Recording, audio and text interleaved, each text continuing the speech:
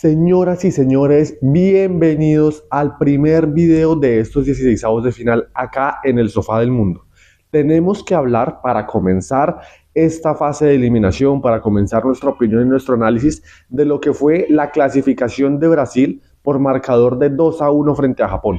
Un partido que para quienes ya vieron el video de mis predicciones, si no lo han visto los invito a que vayan y lo vean porque ya está acá también en el canal. Yo dije que iba a ser un partido en el que Brasil efectivamente iba a pasar, pero también había visto el partido venir de la forma en la que se desarrolló. Un partido de trámite, un partido, cuando me refiero a trámite me refiero de trámite lento, no que fuera fácil para Brasil, todo lo contrario, un partido en el que Brasil iba a tener que tener paciencia, en el que Brasil iba a tener que también tener cuidado ante una Japón que le podía hacer daño, pero que la verdad no veía a una Brasil cómoda, no veía a una Brasil que fuera a pasar con tantas facilidades, sino que para mí iba a ser un partido en el que realmente tenía que disputar y en el que, ¿por qué no?, podíamos esperar que Japón le complicara la vida a Brasil y lo llegase a eliminar. Al final este panorama a favor de los asiáticos no termina presentándose, Brasil termina ganando, creo yo, bien, porque termina siendo para mí el rival que más buscó el partido, el rival que más se interesó por dominar, por ir al frente. Realmente Japón en el 0-0 estaba metido atrás, en el 1-0 tenía los 11 dentro del área, en el 1-1 cuando yo pensé que realmente se iba a animar a buscar un poquito más el partido, mantuvo esa postura defensiva. Es cierto que se reordenó. Hubo momentos del partido, como por ejemplo hasta el primer gol, en el que estuvo muy ordenado, en el que tuvo un aplomo defensivo bastante bueno, pero otros momentos también en los que se dejó vulnerar. O bueno, también es cierto que el rival juega, y más si al frente tienes a la selección de Brasil, pero hubo momentos, sobre todo el arranque del segundo tiempo, en el que se lo llevaron por delante y en el que la verdad se pudo haber ido en desventaja mucho antes de lo que termina realmente perdiendo el partido, que es con ese último gol de Martinelli en el 90+2. Para hablar del partido, la verdad creo que ni siquiera es necesario partir lo que es primer tiempo y segundo tiempo. Creo que los 90 minutos son bastante similares. Como les digo, Japón tuvo una postura bien conservadora, digámoslo. Todo el partido era aguantar a Brasil y eventualmente tratar de salir. Como les digo, en el primer tiempo creo que lo logra, porque Brasil realmente no tuvo esa claridad de cara al arco en ningún momento del primer tiempo. Normalmente era demasiada lateralidad, terminábamos en centros o en algunos remates de media distancia sin mayor efectividad, como uno que recuerdo de Mateus Cunha, que fue de hecho el más riesgoso, que termina siendo un remate con pierna izquierda en el borde del área, que parecía que se iba ajustadito por fuera del arco, pero que de todas formas el guardameta nipón termina estirándose y tapándola, enviándola al tiro de esquina. Creo que, como les digo, la pelota no tenía dirección de gol, pero estaba bastante ajustada y la responsabilidad del arquero es asegurarse pues de que no le conviertan, así que buena intervención del guardameta. Sin embargo, más allá de eso, Brasil no tenía, digamos, una real contundencia al arco, no tenía ese vértigo real en el que le estuviera generando peligro a Japón. Es cierto que le manejó permanentemente la pelota y que prácticamente en todo el primer tiempo, o casi todo el primer tiempo, no le permitió salir, porque Japón o despejaba y le quedaba ahí la segunda pelota a los centrales bien adelantados de Brasil, porque Marquinhos y Gabriel Magaláes estaban jugando casi que en el último tercio de la cancha, de su terreno. Digamos que sentido defensivo-ofensivo estaba bien encima del área de los japoneses, o bien terminaban con una pelota y estando tan hundidos y con Brasil tan encima, muchas veces lo que terminaba haciendo Japón era reventando el balón a campo contrario y que la terminara era Alisson recogiendo y volviéndosela a poner a sus compañeros en ese campo rival y en ese planteamiento bastante alto cerca de la portería de los japoneses. Y lo curioso es que Brasil no generaba peligro, pero tuvo permanentemente la pelota, y en una que se equivocó en el primer tiempo, porque se equivocó feo saliendo, Japón lo coge en su propio campo y le termina clavando ese primer gol con el que se va en ventaja. Es una salida por derecha de Danilo, que trata de jugar creo que con Casemiro, hace un muy mal pase, le queda corto, termina interceptando el jugador sano de Japón, termina conduciendo. Casemiro y Bruno Guimaraes estaban ya como en actitud de salida, de proyección, entonces quedan mal parados, hay mucho espacio en esa mitad de campo y Japón había atacado con varios compañeros. Entonces mientras todos trataban de no regalar ese paso adelante para que tocaran y quedaran delantero solo, el jugador japonés sigue conduciendo y cuando ya está cerca del área ajusta un remate perfecto, porque le pega seco a la pelota, le pega de lleno y la acomoda imposible para Alisson Becker, totalmente esquinada abajo contra el palo derecho, y de esta forma Japón se iba en ventaja. Una Japón que no cambió realmente, una Japón que en lo que quedó del primer tiempo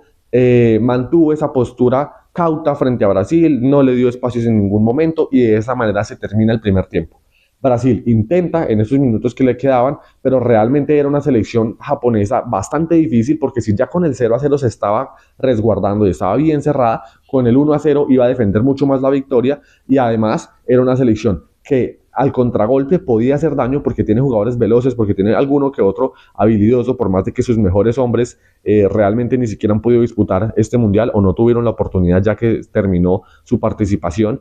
pero la verdad es que ya para el segundo tiempo Brasil sale los primeros 15 minutos como una tromba, porque Japón sigue metido atrás, pero Brasil en los primeros 15 minutos se lo lleva por delante. Ahora sí dejamos la lateralidad, los centros a la cabeza de los japoneses, los remates sin sentido o la falta de espacios y Brasil se va al frente directamente. Por el medio no había muchos espacios, eso es verdad, recurre bastante también a las zonas de los costados, pero esta vez tiene profundidad, esta vez tiene daño, tiene presencia realmente inquietante y termina, lo más importante, las jugadas. Logra concretar jugadas y las logra concretar al arco, haciendo intervenir al arquero o teniendo fortuna en otras ocasiones, como ya lo vamos a ver. En este lapso de 15 minutos tenemos 4 jugadas de Brasil seguiditas en las que se le pudo haber ido en ese momento en ventaja a la selección japonesa. La primera es un cabezazo de Bruno Guimaraes, creo que el centro parte desde la derecha si no estoy mal, y Guimaraes tiene un buen gesto técnico, se levanta entre los dos centrales, ataca muy bien la pelota y termina poniéndola arriba, es cierto, no tan esquinada, y de esa forma el guardameta Suzuki, el portero japonés, termina poniendo bien las manos firme arriba y desviando la pelota y evitando la primera anotación de Brasil. Sin embargo, a los pocos minutos llegaría ahora sí, no mentiras, perdón, tenemos una acción clarísima antes del gol de Casemiro, que es un doble cabezazo dentro del área, que yo no termino de entender cómo es que ese balón no entra, porque es un centro, creo que nuevamente desde la derecha, no recuerdo si es desde tiro de esquina o un tiro libre, me parece. Creo que es Gabriel Magalhães el que ataca por el segundo palo detrás de todos, mete el balón al medio, cabecea a otro jugador de Brasil y en la línea, literalmente en la línea de la portería, termina golpeando primero en la cara del defensor japonés, luego también golpea al arquero, luego le queda otro japonés que ahora sí la revienta. 3 toques ahí fortuitos y con demasiada suerte, porque en un toque desafortunado tranquilamente pudo haber terminado ese balón en autogol, pero termina salvándose Japón, que tenía a Brasil encima, pero que seguía sin reaccionar. Con Brasil totalmente desbocada y Japón seguía aguantando y realmente ya se sentía al caer ese gol del empate que Brasil ya estaba mereciendo en esos minutos del segundo tiempo.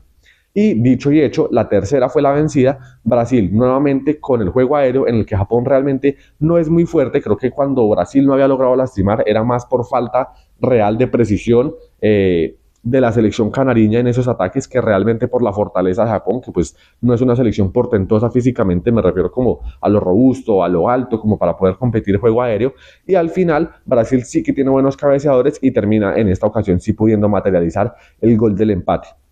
Posesión recostada sobre la izquierda, Gabriel Magalhães bien cerca al área, le dan un balón, Magalhães de primera la centra, un centro exquisito, porque la curva que coge esa pelota, la potencia, la ubicación, todo perfecto para un Casemiro que ataca solo por el segundo palo y es un gran cabeceador, ya lo hemos visto en el Manchester también, y termina cabeceando muy bien al primer palo. El arquero estaba, creo yo, bien posicionado, pero el remate fue casi en 5.50, muy encima del portero, por lo que creo que no tiene responsabilidad, difícilmente habría podido atajar esa pelota.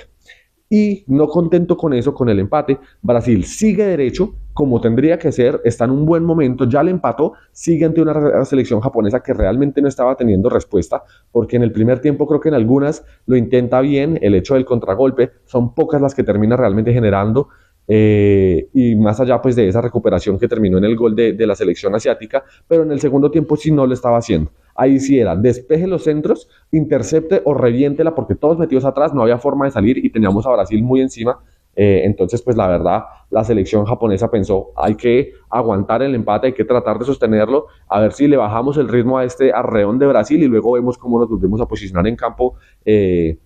digamos, un poquito más ofensivo. Sin embargo, no tienen tiempo hasta ese punto de reaccionar y llega una jugada infernal de Vinicius Junior, que la verdad creo que tuvo un partido discreto, un partido flojo en el que los jugadores de Japón supieron neutralizarlo, supieron tenerlo, digamos, sin mucha vertiginosidad,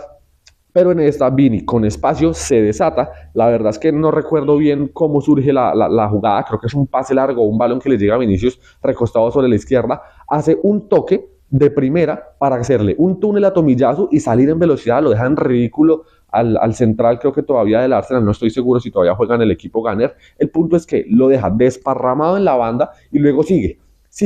conduciendo, creo que se saca a un jugador más y cuando llega al área tiene a tres. Y primero, a uno le ganan velocidad y a los otros dos que lo marcan por delante les pega dos enganches porque primero parece que se va hacia afuera, luego vuelve y recorta para ir hacia adentro, los deja todos en el camino y cuando ya está mano a mano con el arquero, define con la cara externa, cachetea la pelota hacia un lado y el arquero interviene magistralmente. Roza escasamente los dedos, la pelota con la yema de los dedos, el toque es sutil, pero clave para que esa pelota se desvíe, termine impactando en el palo y uno de sus compañeros, uno de los defensores japoneses, estallando esa pelota fuera y lejos de su portería. Gran jugada de Vinicius, desequilibrante como lo fue contra Marruecos en un chispazo. Creo que sí le faltó participación, pero acá es donde se ven esos jugadores de jerarquía y de tanta calidad y de tanto talento. Y Vinicius por poco ponía a ganar a su selección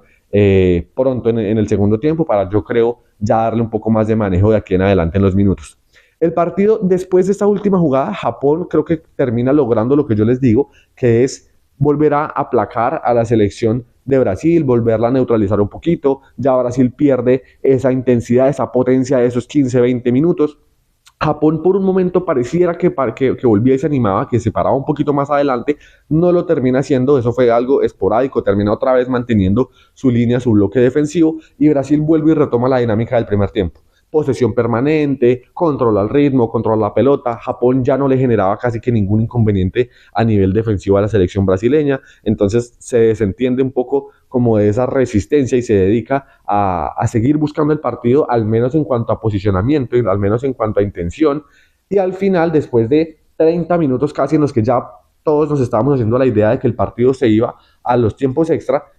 porque Japón realmente, como les digo, no respondió, parecía ya conformarse con llevar a Brasil a los extra y por qué no a los penales, y una Brasil que empezó a hacer cambios, que sacó a Mateus Cunha, que no estaba teniendo realmente un buen partido, metió a Martinelli por la banda. Recuerdo también que metió a Endrick que me parece que lo hizo mejor en la segunda mitad. Es cierto que tuvo varias en las que recibe y no termina resolviendo bien, o perdía la pelota, o la hacía individual, o trataba de conectar con un compañero y metió un muy mal pase, pero creo que estuvo mucho más participativo, retrocediendo, recibiendo de espaldas al arco, generando espacios y movimientos en la defensa de Japón, pero tampoco fue muy diferencial. Y al final, lo que les digo, cuando ya todos nos estábamos, era haciendo la idea de que se acababan los 90 y nos íbamos para la larga, termina Japón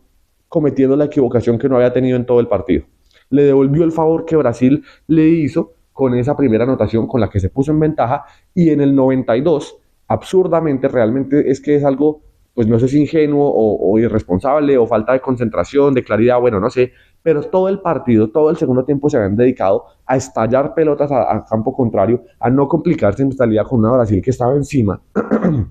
Perdón. Y en el 92 un jugador recibe dentro del área, no me acuerdo si es un pase o terminan recuperando la pelota en esa zona, y en vez de reventarla lateral, yo qué sé, a otro campo o devolvérsela al arquero seguro para que él sí la revolee, trata de jugar con un compañero cerquita, termina quedándole el pase muy corto, estaba dentro del área. Brasil encima, creo que es Endrick o Ryan, no recuerdo quién es el que recupera la pelota, termina dando creo que un toque atrás, y creo que es Bruno Guimaraes el que termina asistiendo a un Gabriel Martinelli que estaba habilitado, que hace un toque y luego vuelve y abre el pie, define muy bien al palo izquierdo del arquero, que vuelve e interviene porque creo que alcanza a rozar la pelota nuevamente, el balón efectivamente vuelve y golpea contra el vertical izquierdo, pero esta vez la selección japonesa no tuvo la fortuna de que el balón saliera y tuviera la oportunidad de rechazarla, sino que tocan el arquero, tocan el palo y se termina metiendo para darle el triunfo agónico a una Brasil que para mí merecía la victoria, que había intentado más en el partido y que para mí pues también de cierta forma termina siendo un castigo fuerte para la selección asiática, que había hecho un partido correcto, que es cierto que se había resguardado, creo yo, demasiado, había dejado de intentar muy temprano en el partido, pero que a la final ese orden y esa disciplina que había tenido la termina sacrificando en una jugada desafortunada, en una jugada quizás innecesaria, así tratando de salir con esa pelota tan dentro de su propia área, con Brasil encima, como les mencionaba, y de cualquier forma, pues en esta no tuvo la fortuna. Martinelli define bien, y ya a falta de 2-3 minutos realmente Japón no tuvo respuesta. Brasil ya se aseguró el triunfo y se aseguró su paso a los octavos de final. Un partido no brillante, no lúcido. Es cierto que el rival de Brasil, el rival que tenían al frente, Japón, es competitivo, lo hace bien. De todas formas, Brasil creo que se vio mejor, sobre todo en la segunda mitad, y pues termina llevándose esa victoria. Creo que ahora espera, si no estoy mal, la llave entre Noruega y Costa de Marfil, que se juega hoy también, gran partidazo como se los mencioné en mi predicción. Creo yo que di ganadora a la selección africana, la verdad es una selección muy fuerte, pero creo que cualquiera de las dos va a ser también una prueba interesante para una selección canariña que va en su camino poco a poco, viendo qué tanto logra avanzar en esta copa. Es Brasil, señores, puede llegar lejos, puede competir. Creo que sigue sin ser una Brasil deslumbrante, pero de todas formas tiene jugadores y tiene momentos en los que creo que puede hacer bastante daño. Esto es todo por el partido de la selección de Brasil y Japón. Los invito a que me comenten si alguno se vio el partido, qué impresiones le deja la selección de Brasil. Realmente mereció, como creo yo y como digo, el triunfo. ¿Y para qué la ven en este mundial? ¿Se va en octavos o con Noruega o con Costa de Marfil? ¿Se va más adelante de pronto en cuartos? ¿Va a lograr llegar a una final? ¿La ven como contendiente al título? Los leo. No olviden compartir este video para que cada vez seamos más acá en el sofá, darle me gusta, suscribirse para que no se pierda ningún video y seguirnos también en Instagram como @el.sofá_247. No lo olviden, señores, este es el sofá del mundo y apenas arrancó la mejor parte de este mundial. Nos vemos a la próxima. Adiós.